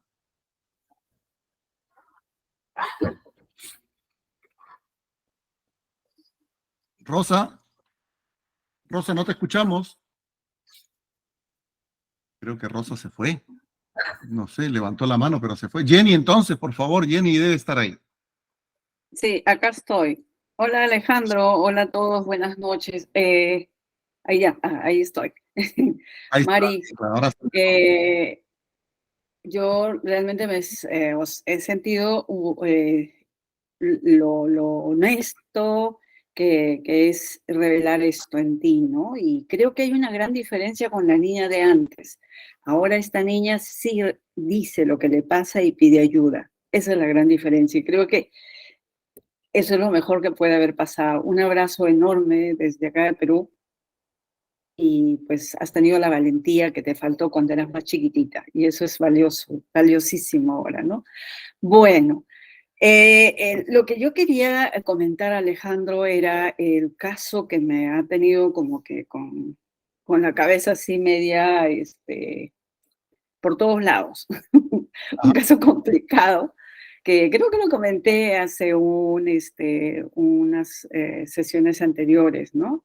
De una pareja que pues eh, estaban pasando por violencia, tanto física como psicológica, y ajá, estaba implicado un niño, el hijo de la chica, en la violencia, ¿no? Y es por eso que yo los había aconsejado a que sigan una terapia individual. El caso es de que la chica eligió seguir conmigo porque yo le pedí que eligieran terapeutas individuales, y ella me dijo que quería seguir conmigo la terapia individual. Entonces yo acepté. Hemos estado llevando la terapia individual 3 sesiones, y pues ahí me ha contado una serie de cosas que ha sido más amplio a la sesión que tuvimos, de las 4, una de ellas que fue individual. Ya ella se abrió más, me comenzó a contar su historia de niña. Pues ella había sufrido un abuso sexual de un primo. ajá, eh, Encima había visto la violación que había sufrido su hermano por parte de una empleada. O sea, la empleada abusaba del hermano, y ella había visto todo eso, ¿no? Entonces, es un cuadro bastante complicado con respecto a esos temas, y además de eso, la mamá había sido muy violenta con ella, ¿no? Al extremo que la trataba muy mal delante de los amigos, llegaba al ajá. extremo de jalarla de los cabellos delante de ellos. O sea, una situación muy complicada. Pero al margen de eso, ella llegó a ser, actualmente es una especialista en temas de educación, trabaja en el Ministerio de Educación, y es una chica que se desempeña muy bien en su trabajo, ¿no? Pero el Ujú, tema es de que ella, en un principio decidió separarse de la pareja por la violencia, porque su hijo también estaba implicado en esta situación de violencia. Ha estado llevando muy bien su terapia individual, pero después la chica que hace las citas me dice de que la terapia la pagaba el esposo. O sea, ella no pagaba su terapia, sino era el esposo que pagaba la terapia, y él era el que pedía las citas, ¿no? Y sí, después, conversando con ella, me entero de que él sigue viviendo en la casa con ella, y pues hacen vida de pareja las veces que quieren, otras veces se enojan y él se va a su casa, y están en ese torbellino de cosas. La cosa ujú, es que hace 2 sesiones ya no asiste a la sesión, o sea, dejó de asistir automáticamente, y cuando la chica, la secretaria del centro, llamó para preguntar por qué no asistía a sus terapias, y ella dijo de ajá, que estaba de viaje, ¿no? ok, Y que no podía seguir asistiendo, y que cuando regresaba iba a retomar las terapias. Pero ujú, después la han vuelto a llamar, y ha sido el esposo el que ha contestado y ha dicho de que ya no van a seguir las terapias porque ellos han tenido un viaje los dos y han arreglado sus diferencias y están muy bien. Entonces, a mí lo que me saca o sea, me descuadra un poco esto, ¿no? ajá, ¿Cómo hacer para, o sea, para que estas personas encuentren esa fortaleza necesaria como para que pues tomen la firme decisión de no seguir en esa relación porque es tan tóxica, porque no estamos hablando de una relación conflictiva porque yo gasté mucho dinero, ¿no? Si no estamos hablando de violencia activa, ¿no? Entonces, ¿cómo hacer para eso? Porque encima que ella deja las sesiones, o sea, ya no viene. Y es el marido el que organiza todas las sesiones, paga las sesiones, y cuando a él se le ocurre, dice no más y vamos a seguir juntos aunque pase lo que pase, ¿no? Ujú, ujú. Ahora, tampoco hubo una situación de despedida, de cierre de terapia, No, porque ella dejó su nada. carrera de un momento, ¿verdad? Sí, Mm, mm. pues. Un poco difícil porque pues no se ha completado todo el proceso y ella pues lamentablemente está en un proceso de ser abusada, sin evidentemente ser muy consciente, de repente sí. Hay gente, Jenny, que se queda en una relación sabiendo que es abusadora, maltratadora por diferentes motivos. Pues evidentemente el miedo es uno de los motivos más grandes, ¿verdad? De repente él es el que maneja el dinero, ella no trabaja, no tiene recursos o gana poco, ¿verdad? Podría ganar poco tal vez, pero sí trabaja, o sea, Ok, tiene sus propios recursos. claro, claro. Entonces hay ciertos miedos que vienen de diferentes fuentes, incluso por los valores y por la cultura en sí, ¿no? O sea, a veces hay valores religiosos que dicen que tú no puedes dejar a tu esposo, no puedes divorciarte, ¿verdad? Hay ciertos valores en ciertas familias de presión, de decir, no, no, no, en mi familia nadie se va a divorciar, etcétera, etcétera, ¿verdad? Entonces la gente se queda por diferentes razones, pero el miedo es uno de los factores más, diríamos, más fuertes por los que se quedan las personas. Y lamentablemente, pues no hay mucho que podamos hacer nosotros como terapeutas, ¿no? O sea, nosotros de la perspectiva de terapeutas podemos definir de alguna manera que la persona está en una relación de violencia y explicar por qué es una relación de violencia, ¿verdad? Porque otra vez tú describes los 5 tipos de violencia y para muchas personas, si no hay violencia doméstica, no hay violencia. Hay una situación de abuso, hay una situación de control, de poder que usa esta persona que manipula, ¿verdad? Que en este caso es el esposo, que tanto así que controla cuándo va a terapia y cuándo no va a terapia, por ejemplo, ¿verdad? Todo eso tiene que ver con el control, con el poder que tiene él sobre ella. Entonces, que ella se dé cuenta de que puede estar viviendo en una relación abusiva en la que ella está siendo abusada, quizás es el primer aspecto, ¿verdad? Pero hay que trabajar mucho los temores, los miedos, de qué pasaría, por qué no se va, ¿no? ¿Por qué no se va? Y lo otro que pregunto siempre es, ¿qué pasaría si se queda y las cosas siguen igual? Tú puedes preguntar eso, ¿verdad? Porque otra vez, el cambio viene de parte de ella, el cambio no va a venir por parte de él.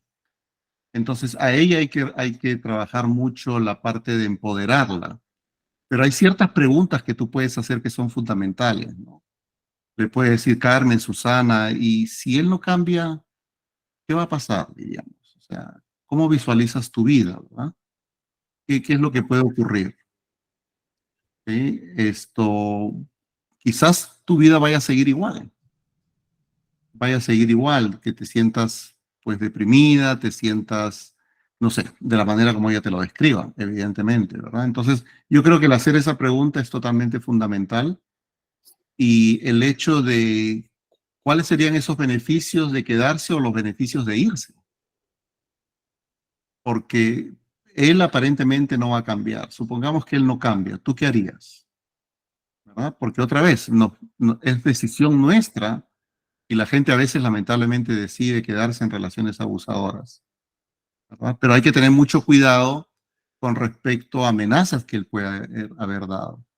Con respecto, porque por ejemplo la vez pasada conversé con una pareja y ella me decía que él sacaba la pistola y la ponía al lado de la cama, ¿verdad? Entonces, hay otro tipo de amenazas muy sutiles y muy evidentes en este caso que puede ella temer contra su vida, en la que ya otras personas u otras entidades que se encargan especialmente de ese tipo de violencia doméstica tendrían que involucrarse. Pero si es un tema de más abuso emocional y bueno, pues que ella no teme por su vida, es básicamente poder ayudarla a empoderar ella, diríamos, el hecho de por qué quedarse, ¿no? ¿Por qué quedarse en una relación cuando quizás ella tendría el poder de poder hacer que esa relación tenga cambios significativos, pero con el riesgo de que si ella cambia, él se puede terminar yendo? Que si ella quiere algunos cambios y ella amenaza con que se va a ir, si él no cambia, ella tendría que irse. Ella tendría que ser consistente con lo que ella va a decir. Por eso es que hay que ver el momento en el que ella está preparada, porque muchas mujeres no van a estar preparadas. Ese es el problema, pero para eso hay que trabajar primero los temores que ella tendría, ¿verdad? Y lo otro es trabajar temor por temor, ¿no? Por ejemplo, me quitaría a mis hijos, ¿verdad? No tendría yo dónde vivir. Entonces podemos acudir de repente a las redes que ella tiene, a la familia que ella tiene. ¿Dónde se mudaría si no puede pagar la renta? ¿En realidad se quedaría en la calle o habría una tía que le puede dar un cuarto y le puede alquilar un cuarto? O de repente su propia mamá le puede decir, mira, acá tienes un espacio en la casa para que regreses. O sea, hay que ir trabajando todos los mitos y todas las ideas que las personas tienen como para poder empoderarlo antes de que ella se siente al lado de él y le diga, ¿sabes qué? Yo te voy a dejar. O sea, para que ella se siente al lado de él y lo amenace de alguna manera con que te voy a dejar, ella tiene que tener ya todo un trabajo previo, ¿verdad? De haber trabajado todos sus temores. O sea, ella trabaja y esa es la parte buena. Pero de repente ella pensaría, bueno, es que no me va a alcanzar, bueno, trabajemos un presupuesto, en realidad no te alcanzaría, ¿no? De repente van a haber cambios, sí, pero otra vez, cuáles serían los beneficios para tu vida? ¿Cuál sería el beneficio para tus hijos?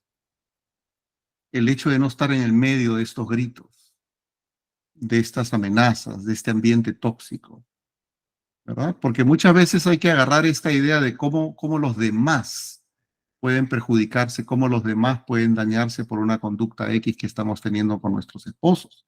Es una conducta tóxica. ¿Tus hijos se darán cuenta de esto? ¿Qué podrían decir tus hijos sobre esto?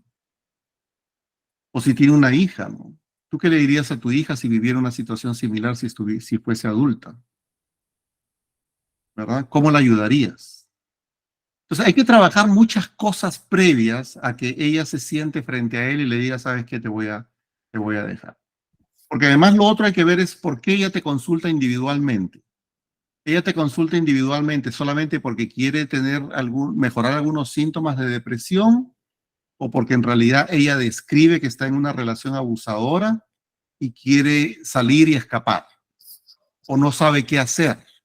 Porque también el motivo de consulta es fundamental en la terapia individual, ¿te das cuenta? Ella justo quiere la terapia individual porque ella se da cuenta que le es difícil romper con esa relación, salir de esa relación, aún sabiendo muchas veces que le hace mucho daño, ¿no? Ella sí sabe, se da cuenta de eso, pero luego pasa algo bonito entre ellos, él regresa a casa, está unos días con ella y nuevamente ella vuelve a esa situación, ¿no?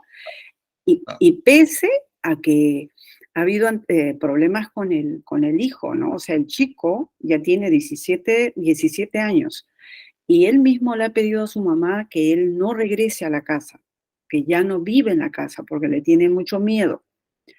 Pero la última sesión que tuve con ella me dice, ha pasado algo sorprendente. Ahora mi hijo ha encontrado la calma cuando él llega a casa. Ahora él se siente tranquilo y parece ser de que la presencia de él lo ayuda a estar calmado. Entonces, o sea, hay cosas que parece ser de que ella un tanto es como para no sentir tanto el dolor, ¿no? De que ya esto ha terminado, se tiene que ir. Entonces yo voy como pintando un poco, ¿no? No, sí, la presencia de él lo ayuda a mi hijo porque de alguna manera está más tranquilo cuando él está en casa. Son Por eso es cosas que que tienes que ella... trabajar los mitos de ella con respecto a lo que es realidad o no. O sea, no significa que si ella se divorcia de este hombre, el hijo vaya a perder al papá. Lo que va a perder ella es al esposo. Pero el hijo va a tener Perdón, siempre a su papá. Alejandro, él no es su papá, él es su Ok, padrastro. ok, Su pero papá diría, Su papá biológico tiene una relación con el chico.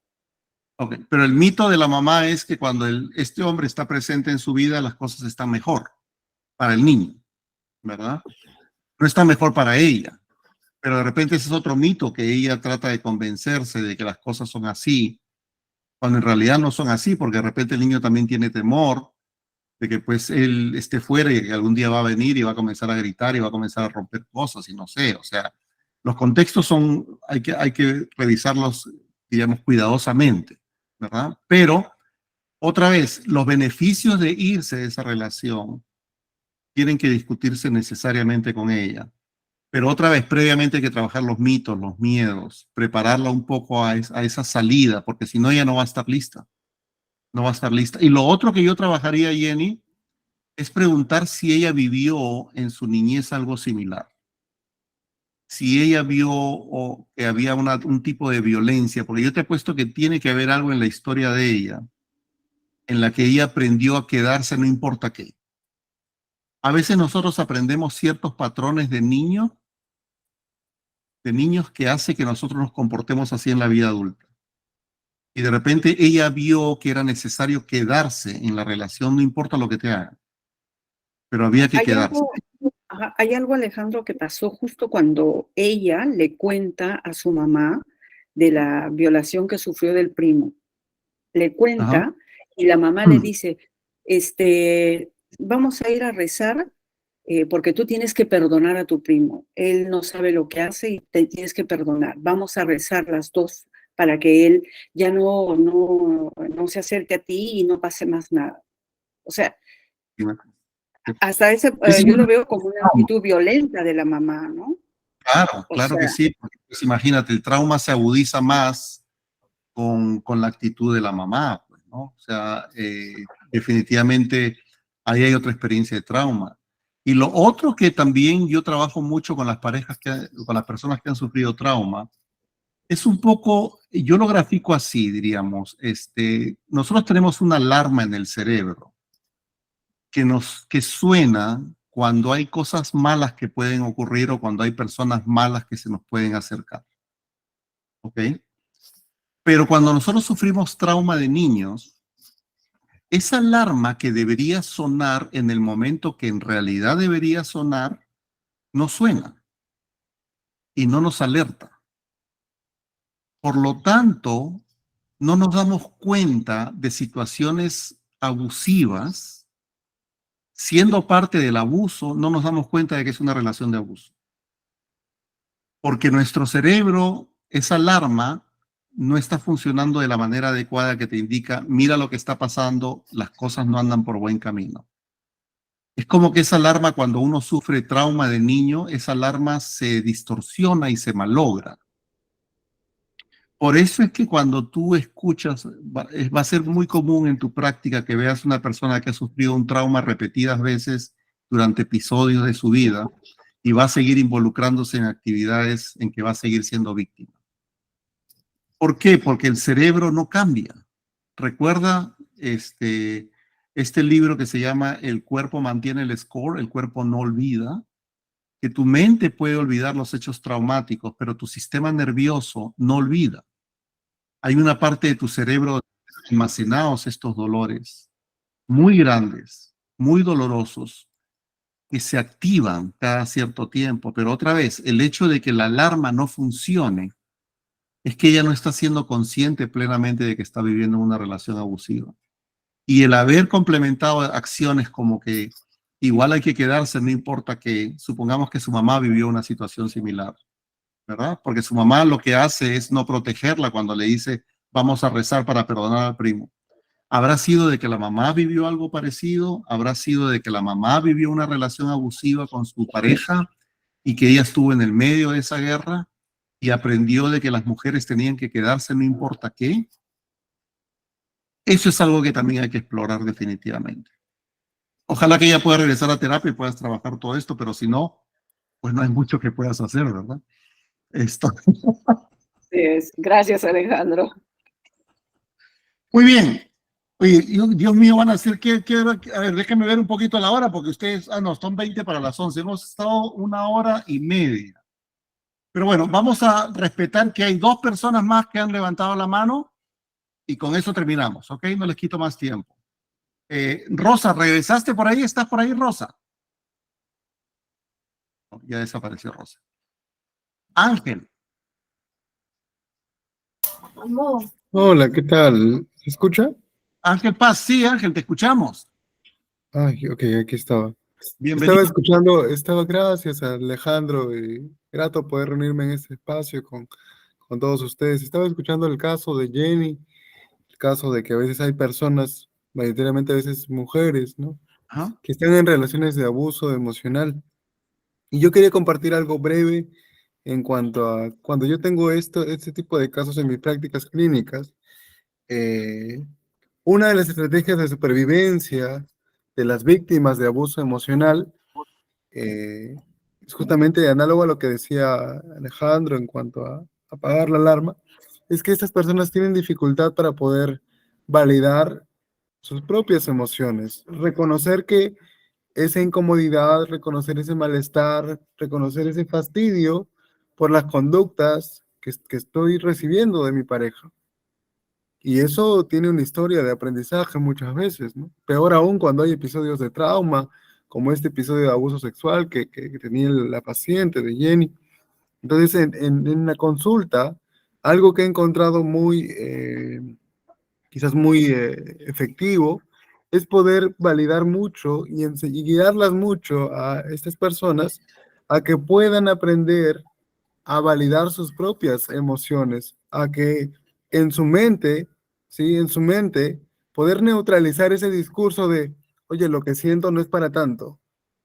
Oye, lo que siento es esto que estoy sintiendo, pues tengo que perdonarlo, tengo que entenderlo por su historia de vida de él. O de repente estoy exagerando, o de repente soy yo siendo muy sensible. Es algo que hago mucho en la consulta, es buscar de neutralizar esa voz interior muchas veces, como en una suerte de metáfora, ¿no? Esa voz interior que hace que yo minimice mi propio malestar o incomodidad frente a estas conductas de mi pareja que me son, digamos, que me son de rechazo. Ujú. El hecho de que mi pareja me alce la voz o me grite o use un adjetivo calificativo conmigo y que eso me genere ese fastidio, pero que yo no le dé lugar a ese fastidio, ¿ok? Es algo que hago, por ejemplo, en las consultas y que en ese camino ayuda mucho a poder ir trabajando esto, ¿no? Que la persona reconozca esa incomodidad, que la terapia se vuelva un espacio seguro para que ella también lo pueda hacer, ¿no? He visto que ayuda, ¿no?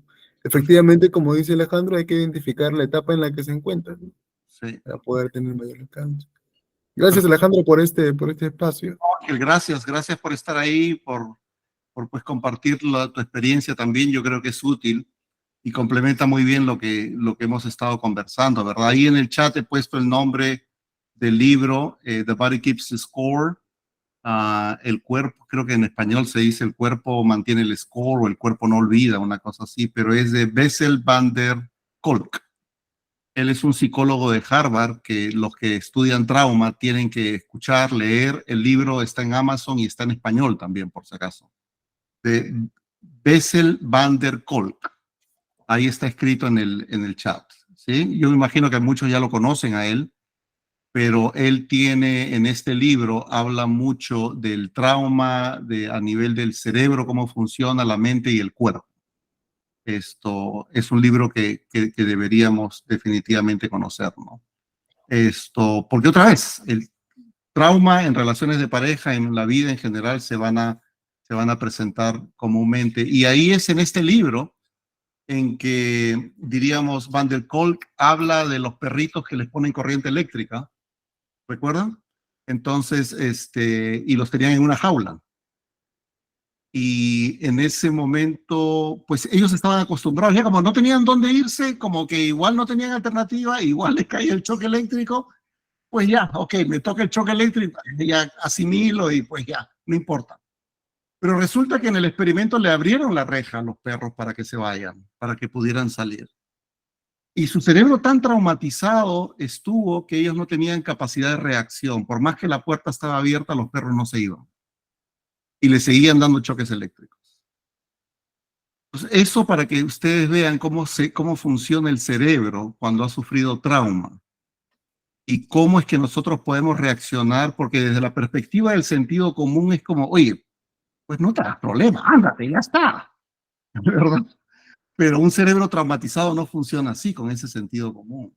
El cerebro traumatizado no ve otras alternativas, no sabe lo que puede hacer. Y como que suena irónico, pero se acostumbra al dolor, se acostumbra al trauma. Y es un estilo de vida. Entonces es muy complicado trabajar, pero hay formas de trabajar. Entonces lean definitivamente este libro. No creo que esté tan caro en Amazon, aunque en Latinoamérica lo consiguen un poco por ahí también en copias y cosas así, entonces, pero tienen que tratar de leer ese libro porque pues es una obra de arte en realidad con respecto al trauma.